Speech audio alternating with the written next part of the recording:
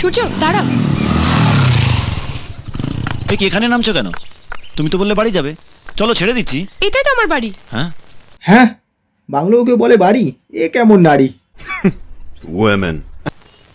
ওরে বাবা, এটা তোমার বাড়ি? তাহলে তুমি স্কুটিতে যাতায়াত করো কেন? আমি খুব সাধারণভাবে চলতেই পছন্দ করি। হ্যাঁ, আমরা জানি তোমার কতগুলো সাধারণ আমি চাই আমাকে কেউ পছন্দ করুক আমার জন্যই, আমার ফ্যামিলি ব্যাকগ্রাউন্ডের জন্য নয়। তোমার বাবা কি করেন? বাবার অনেকগুলো বিজনেস আছে, তবে ডিটেলস আমি জানি না। চলো ভেতরে চলো। না না thanks, next time. Okay bye. By.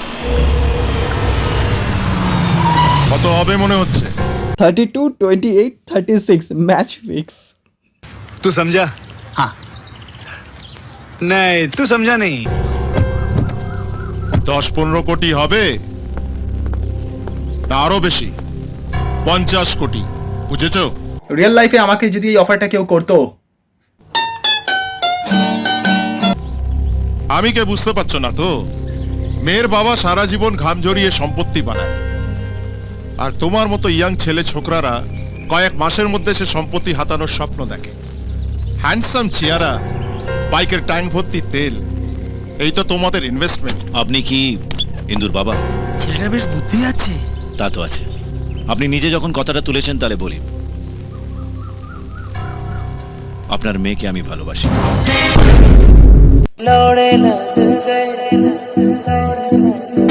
আমি জানি না আপনার মেয়ে ব্যাপারে কি ভাবে, তাই এখন বাবা হিসাবে ইন্দুকে আটকানোর আপনার পুরোপুরি অধিকার আছে। কিন্তু যেদিন আপনার মেয়ে নিজের ভালোবাসার কথা আমাকে জানাবে, সেদিন আপনি কেন, পৃথিবীর কোনো বাবা আমাকে আটকাতে পারবে না। বড়া টয়লেট নাকি যে আটকাবে?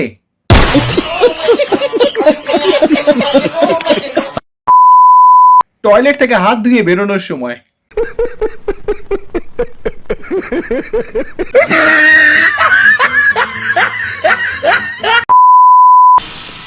তোমার দাদার মৃত্যুর পেছনে একটা ষড়যন্ত্র আছে, কিন্তু এখনো কোনো ক্লু খুঁজে পাচ্ছি না।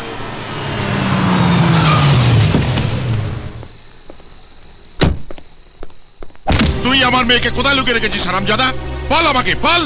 এ কি বলছেন আপনি? ইন্দু বাড়ি ফেরেনি? নাটক করছিস আমার সঙ্গে? বিশ্বাস করুন, আমি সত্যি জানি না ইন্দু বাড়ি ফেরেনি। আচ্ছা, তাহলে কি জানিস? আমার মেয়ের সঙ্গে ঘোরার সময় তো বড় বড় কথা বলেছিলি, এবার তোর আসল চেহারাটা দেখতে পাচ্ছি। বাহ, ভাইয়ে ভাইয়ে কি মিল! এক ভাই পাবলিকে পয়সা নিয়ে পালিয়েছে, আর এক ভাই পয়সার জন্য আমার মেয়েকে কিডন্যাপ করেছে। মুখ সামলে কথা বলবেন। Shut up! যদি নিজেকে নির্দোষ প্রমাণ করতে চাস, তাহলে আমার মেয়েকে নিয়ে আয়। সকালের মধ্যে আমার মেয়েকে আমি বাড়িতে দেখতে চাই। হ্যাঁ, ব্রেকফাস্ট সাজিয়ে রেডি রাখবেন। উনি আপনার সম্পত্তি নিয়ে থুড়ি, উনি আপনার মেয়েকে নিয়ে ঢুকবেন।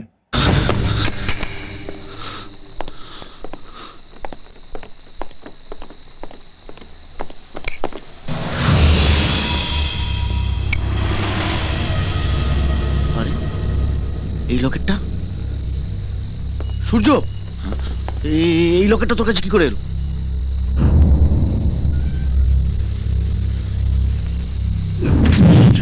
দাদা, মারা যাবার আগে দাদা আমাকে দিয়ে গেছিল। কিন্তু এটা তো নিখিলের। নিখিলের? হ্যাঁ। তাহলে এটা দাদার কাছে কি করে এলো? নিখিল চাপ! নিখিল কোথায়? নিখিল নিচ্ছে বস্তি, বসাবে বলে বস্তি। খুব শিগগিরই খবর আসবে, পেট হয়েছে এলাইকে জলে হস্তি।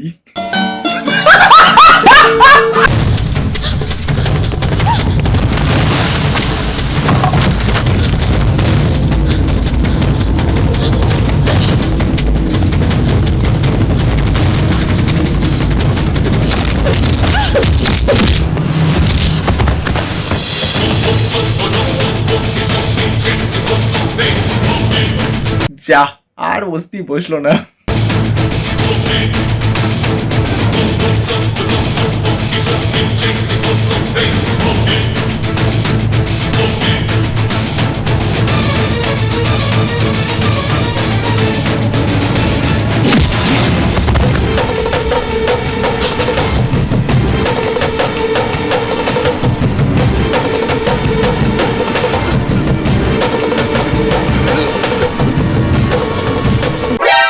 দাদা একে আর খেলাবেন না, এমনি ভয় খেলিয়ে গেছে।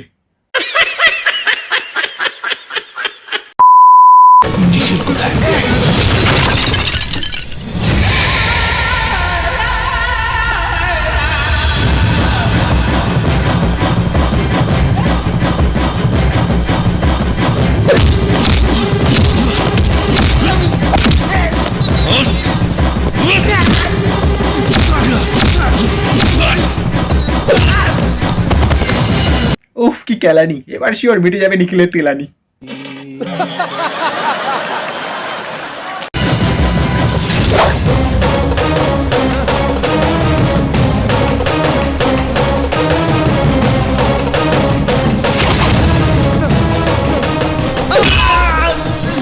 আমার দাদাকে কে মেরেছে বল।